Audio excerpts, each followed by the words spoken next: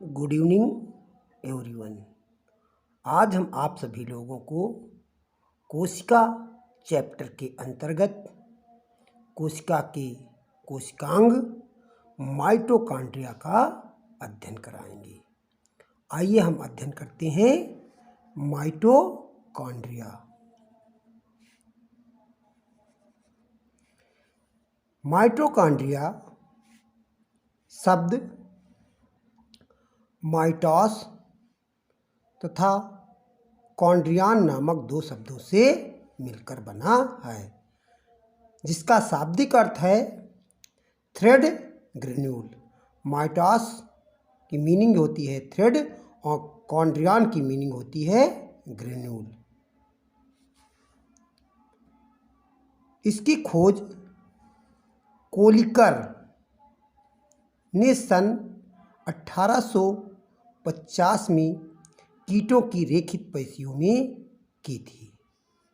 Mitochondria का नाम bioplast Altmann के द्वारा सन 1886 ईस्वी में रखा गया। माइटोकॉन्ड्रिया नाम सी बेंडा ने रखा था। माइटोकॉन्ड्रिया नाम किसके द्वारा दिया गया? सी बेंडा ने जो है 1897 ईस्वी में इसका नाम माइटोकॉन्ड्रिया रखा। अब हम इसके आकार माप के बारे में अध्ययन करते हैं। यह छड़ के आकार की सूत्रवत संरचना है।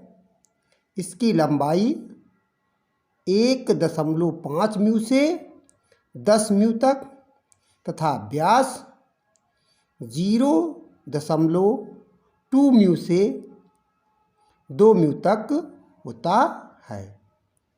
अब हम इसकी संरचना का अध्ययन करते हैं। Structure of mitochondria.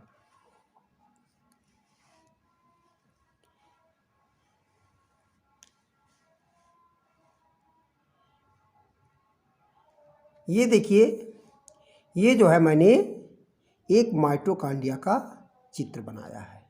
किसका चित्र बनाया है? माइटोकॉन्ड्रिया का। माइटोकॉन्ड्रिया की जो है इसके कुछ भाग की काट का मैंने जो है यहाँ पर चित्र बनाया है। माइटोकॉन्ड्रिया जो होती है दोहरी परत से घिरी एक सूत्रवत या रॉड लाइक जो है संरचना होती है। जब हम इसकी किसी भाग का आंतरिक अध्ययन करते हैं तो यह जो है दो परतों से घिरी हुई एक संरचना होती है, जिसकी इसकी ये जो है जो ब्लैक कलर से बनाया है मैंने, ये इसकी बाहरी परत है। और जबकि जो है इसको जो मैंने ग्रीन कलर से जो लाइन दिखाई है, ये इसकी जो है आंतरिक परत है, जिसे हम अंतःकला कहते हैं। और बाह्य परत को हम बाह्य कला अथवा आउटर मेम्ब्रेन के नाम से हम जानते हैं। इसकी जो बाह्य कला होती है वो बिल्कुल जो है सपाट होती है, जबकि अंतःकला जो होती है इसकी मैट्रिक्स में जो है उंगलियों की के समान जो है मुड़ मुड़ करके क्रिस्टीनुमा अथवा नलिकानुमा संरचनाएं बनाती है। इन नलिकानुमा संरचनाओं अथवा क्रिस्टी को जो है हम जंतु विज्ञान में इन्हें हम क्रिस्टी कहते हैं, इन प्रवर्धों को। जबकि जो है वनस्पति विज्ञान में इन उंगलीनुमा प्रवर्धों को जो है हम नलिका या ट्यूबलाई के नाम से जानते हैं। यह देखिए इसकी बाह्य कला है और यह इसकी अंतःकला है। इन दोनों कलाओं के मध्य में जो अवकाश पाया जाता है उसे हम बाह्य कक्ष कहते हैं। क्या कहते हैं? बाह्य कक्ष कहते हैं। जबकि इसकी अंतःकला के अंदर जो एक बाह्य कक्ष से ज़्यादा अवकाश पाया जाता है उसे हम अंतःकक्ष या इनर चैम्बर कहते हैं। इन दोनों कक्षों में जो है प्रोटीनियस अर्ध द्रव्य पदार्थ भरा रहता है, जिसे हम मैट्रिक्स कहते हैं। और इसकी इस मैट्रिक्स में जो है राइबोसोम और डीएनए पाया जाता है। देखिए ये जो है राइबोसोम है। कौन सा राइबोसोम इसमें पाया जाता है? 70S राइबोसोम पाया जाता है और इसमें जो है ये डीएनए पाया जाता है। इसकी जो अंतःकला होती है उस पर जो है रैकेट, टेनिस के रैकेट के आकार के जो है कण पाए जाते हैं, जिन्हें हम F1 पार्टिकल्स कहते हैं। देखिए जो मैंने जो है यहाँ पर जो है एक ये घुंडी नुमा संरचना दिखाई है, इसी को हम F1 पार्टिकल्स अथवा ऑक्सीसोम कहते हैं। तो ये टेनिस के रैकेट के आकार के होते हैं और इनके मुख्यतः 3 भाग होते हैं। इसका सबसे नीचे वाला भाग आधार कहलाता है, बीच वाला भाग जो होता है वो वृंत कहलाता है और सबसे ऊपर जो गोलाकार संरचना होती है उसे हम हेड कहते हैं। और ये जो क्रिस्टी या ट्यूबलाई होती है, इसकी दोनों कलाओं के बीच में जो जगह पाई जाती है उसे हम जो है आंतर क्रिस्टियल स्थान अथवा इंट्रा क्रिस्टियल स्पेस कहते हैं।